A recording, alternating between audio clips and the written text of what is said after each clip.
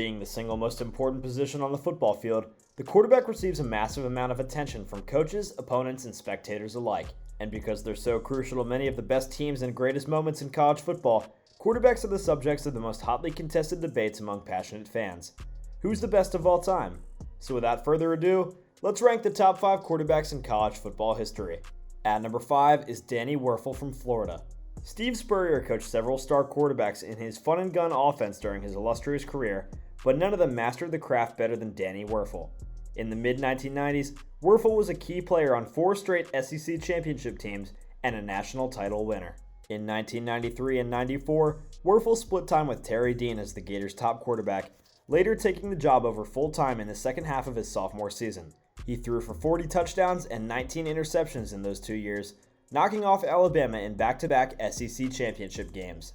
When Wuerffel became the clear-cut number 1 at the start of the 1995 season, his numbers went to the next level.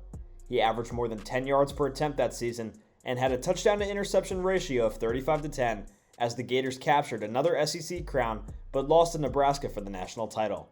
Wuerffel went from Heisman finalist and national runner-up in 1995 to Heisman winner and national champion in 96, wrapping up an illustrious career with 39 more passing touchdowns. He and the Gators avenged a loss to rival Florida State with a 52-20 rematch rout in the Sugar Bowl. Wuerffel won a lot of hardware and smashed a lot of records in the process, making him a top 5 quarterback here. At number 4 is Vince Young of Texas.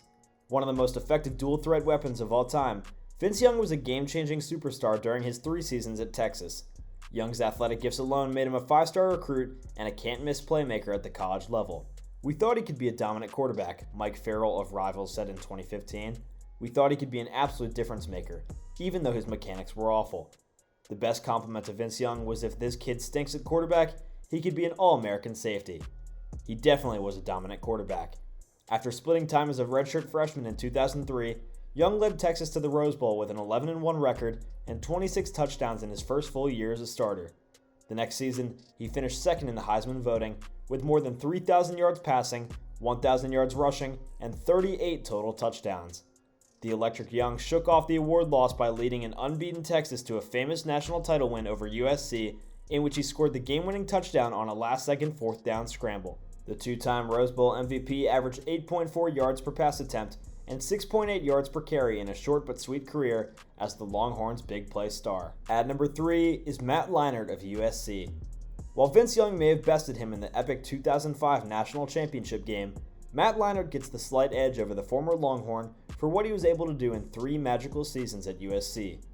Leinart took over the starting job for Pete Carroll's Trojans in the 2003 season when he threw for what would be a career-high 38 touchdowns. The one-loss Trojans were shut out of the national title game by the BCS, but Leinart returned with a vengeance in 2004 by leading the Trojans to a 13-0 season, complete with a national championship and a Heisman Trophy. The USC star returned to the Heisman race in 2005 with 34 total touchdowns in yet another undefeated regular season that featured a Pac-10 championship, only to fall in voting to teammate Reggie Bush and Young.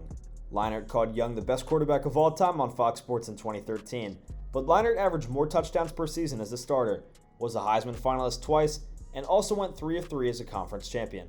In my eyes, he's got to be ahead of Young. At number 2 is Tommy Frazier of Nebraska.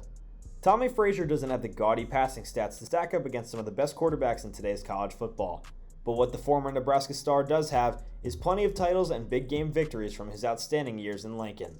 From 1992 to 1995, Frazier was virtually unstoppable as the leader of the Huskers' option attack, scoring 36 rushing touchdowns and running for nearly 2,000 yards in his career. And while all those highlight reel runs will live on forever in college football lore, he also threw for 43 touchdowns and just 11 interceptions. In 1994, Frazier missed most of the regular season with blood clotting in his calf, but returned to lead a comeback victory for the national title in the Orange Bowl.